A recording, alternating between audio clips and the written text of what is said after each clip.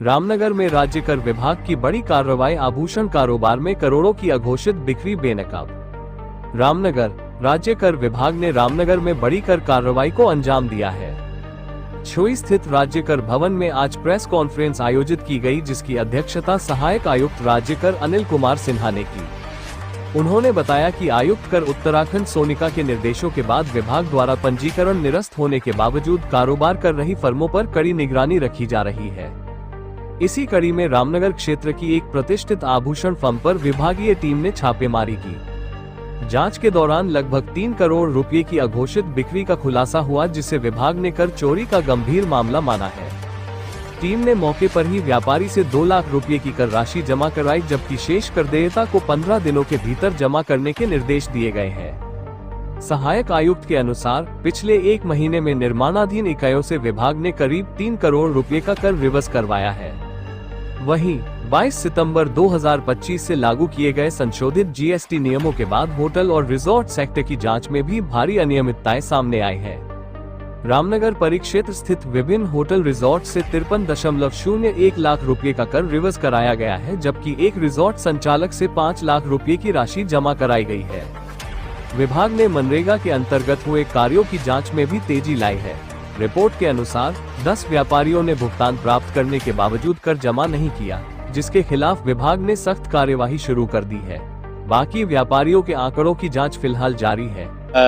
माननीय कमिश्नर महोदया की तरफ से निर्देशित किया गया था जो भी निर्माणाधीन इकाई हैं उनकी विधिवत जांच करने के लिए और उनमें ये पता लगाने के लिए कि वो निर्माणाधीन इकाई जो वर्क कॉन्ट्रैक्टर्स कर रहे हैं, जो ठेकेदार कर रहे हैं, क्या उनके द्वारा कर देयता समय की जा रही है कि नहीं की जा रही है। इसके अनुक्रम में होता है कि जब होटल रिजॉर्ट्स अपना निर्माण करते हैं तो निर्माण सामग्री पे उनको किसी प्रकार का कोई टैक्स का लाभ नहीं मिलता है। वो टैक्स पुनः उनको सरकार को वापस करना पड़ता है और सरकार के रेवेन्यू का एक बहुत बड़ा पार्ट हो जाता है वो टैक्स वापस आता है। तो इसके अनुक्रम में जांच की गई, अभी 7-8 करीब रिजॉर्ट्स की जांच की गई, निर्माणाधीन रिजॉर्ट्स की, जिनसे लगभग 3 करोड़ रुपए वापस करवाया गया आईटीसी के रूप में। और मनरेगा की सूचना अभी शासन से प्राप्त हो गई है 2 वर्ष की, 22-23, 23-24 की, जो हम लोग को भेज दी गई कंसर्निंग क्षेत्र के हिसाब से। हमें जैसे रामनगर क्षेत्र के उन व्यापारियों की सूची प्रदान कर दी गई है जिनके द्वारा मनरेगा के अंतर्गत कार्य किया गया और सरकार से गवर्नमेंट से उसका पेमेंट लिया गया है, जिनकी जांच की जा रही है। प्रथम दृष्टया अभी 22-23 में हमारे पास 10 ऐसे व्यापारी चिन्हित किए गए हैं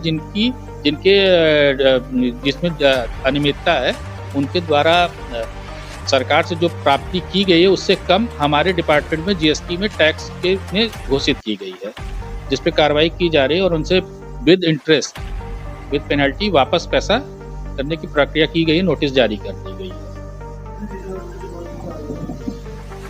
रिजॉर्ट्स पे एक्चुअली होता क्या है कि रिजॉर्ट्स व्यवसाय करते रहते हैं परंतु वो टैक्स नहीं जमा करते, हमारा रिटर्न नहीं जमा करते।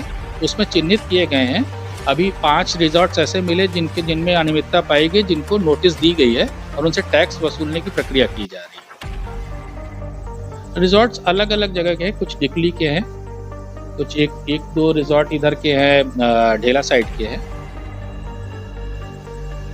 उन पे जो भी जुर्माना ऐसा उसका आकलन किया जा रहा है, प्रथम दृष्टया ये लग रहा है कि जैसे एक रिजॉर्ट है डिकली का जिसपे अच्छा खासा उस पर तो पेनल्टी पूरी लग चुकी, क्योंकि उस नोटिस देने के बावजूद उन्होंने पूरी कर देता जमा नहीं की थी, उन पे 4.5 करोड़ रुपए की पेनल्टी लगाई गई।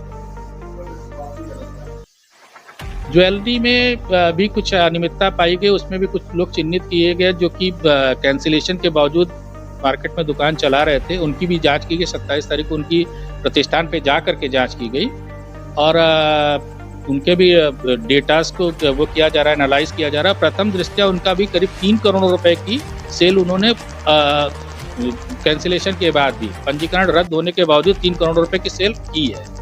तो उनसे तत्काल 2 लाख रुपए जमा भी करवाया गया है और भी जो भी उनका टैक्स और पेनल्टी है वो उन्होंने 1 हफ्ते का समय लिया, उसके बाद से